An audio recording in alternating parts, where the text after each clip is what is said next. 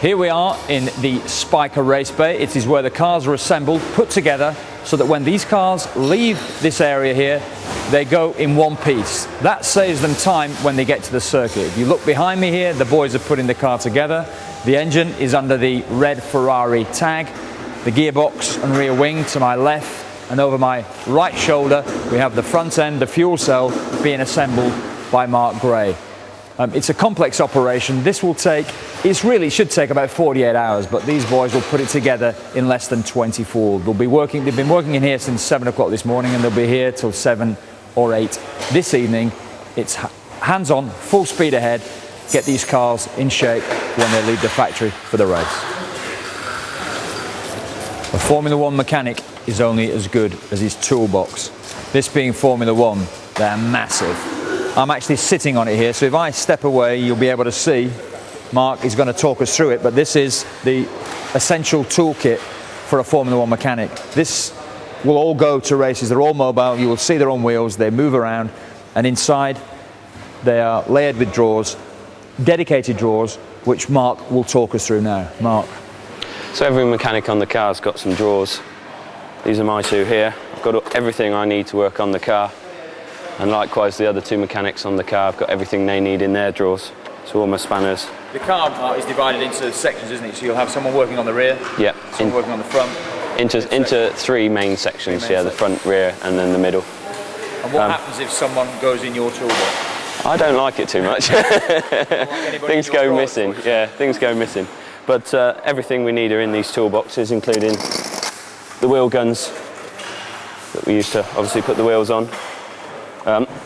Any polishes and stuff we need. I'd like to see a bit of teacup there. You always need teacup. All our fans that we need to run the car, any jigs and stuff that has to travel, nuts and bolts, all has to travel in here, so we have to make sure we have everything on board before we leave. This step on which I'm sitting is connected, attached to a truck worth a cool £1 million. This is one of 3 such vehicles, totaling 3 million, as part of a group of lorries, 5 in number, totaling 3.5 million, which parade around Europe carrying the Spyker team to the circuits on the continent. They are essentially mobile garages which allow the team to go about their business at race weekends.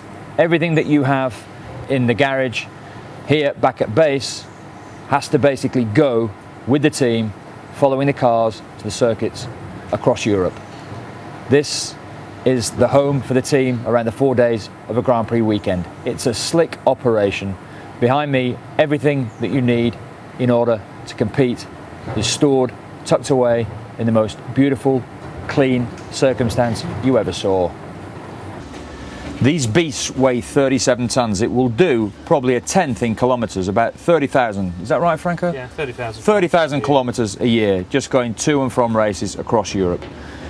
Most trucks would do about 250 to 300,000. I'm reliably informed by Franco, the expert. Franco, when you're leaving for a race, what day, if the race obviously takes place on Sunday, when are you heading out, let's say, to Magny-Cours or...? At least a week before.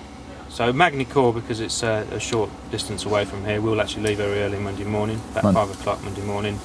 We get there to the circuit late on Monday night, and then we start setting up on the Tuesday morning. And that takes how long? 2 good days setting up, Tuesday, Wednesday, and then Thursday to really finish the garage off and get these looking pristine.